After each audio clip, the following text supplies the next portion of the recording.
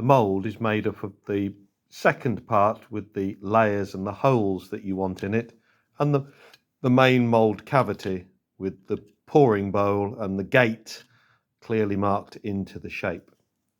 You mount those on the backing plate and you cover it with another backing plate, and that gives a pouring basin or a pouring cavity hole at the top where the hot metal is going to be poured into. The mould assembly is then mounted firmly in a vise, and the crucibles put on the forge to melt the white metal. This hot metal work should have a visor to protect your face. You should be wearing leather gloves as well as a leather apron to protect yourself for any splatters of metal that might come out of the mould or out of the crucible. The metal starts to melt in 2 or 3 minutes and soon gets molten, but you need it to be runny enough to pour, and you need to sometimes take the slag off the top and remove it.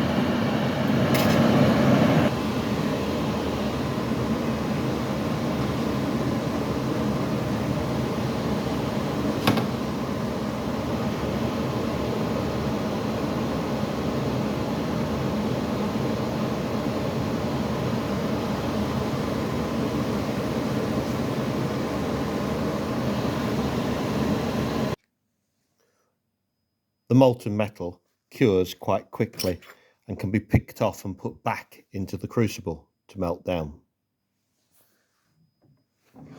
The mould is removed,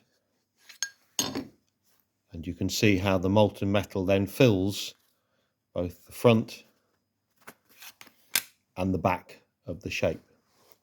It's relatively easy to then remove that mould, probably without damage, which means that it can then be used as part of a batch production. And there's your finished item. This piece, the pouring funnel along at the gate, would be cut off, and then this piece would become your work piece.